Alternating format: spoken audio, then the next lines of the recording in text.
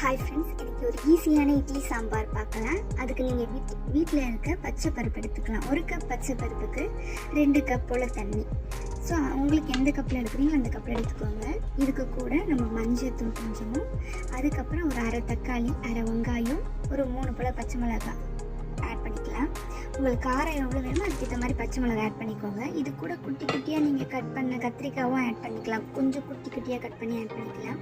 அதுவும் சூப்பராக இருக்கும்.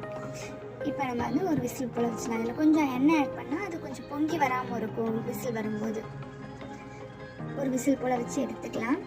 அதுக்கப்புறம் இதை நல்லா கொஞ்சமாக உப்பு எவ்வளோ தேவையோ அந்தளவுக்கு உப்பு ஆட் பண்ணிவிட்டு ஒரு விஸ்க் வச்சு நல்லா கடைஞ்சி விட்டுடலாம்.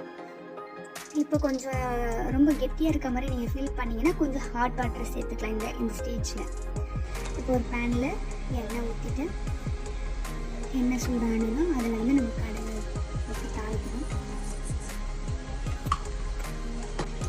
கடுகு நல்லா பொரிஞ்சு வந்ததும் நம்ம அது கூட கருவேப்பிலையும் கொத்தமல்லியும் மட்டும் ஆட் பண்ணிக்கலாம்.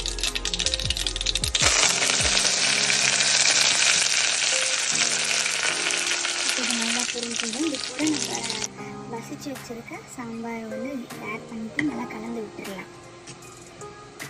இது கொஞ்சம் கொதி வர வரையும் நம்ம வெயிட் பண்ணி பார்க்கணும். அது கொதி வந்த உடனே நம்ம ஆஃப் பண்ணிடலாம். அதுக்குள்ளே நம்மளுக்கு இன்னொரு பக்கம் இட்லியும் ரெடி ஆகிடுச்சு. இப்போ நம்மளுக்கு சாம்பாரும் கொதிக்க ஆரம்பிக்குது. இப்போ ஆஃப் பண்ணிடலாம். அவ்வளோதாங்க. நீங்கள் சூடாக இதுக்கு இட்லி மேலே ஊற்றி சாப்பிட்லாம். பிரேக்ஃபாஸ்ட் அண்ட் டின்னருக்கு இட்லி கூட சாப்பிட சூப்பராக இருக்கும். ஒரு டைம் செஞ்சு ட்ரை பண்ணி பாருங்கள். எப்படி இருந்தாலும் கமெண்ட்ஸில் சொல்லுங்கள்.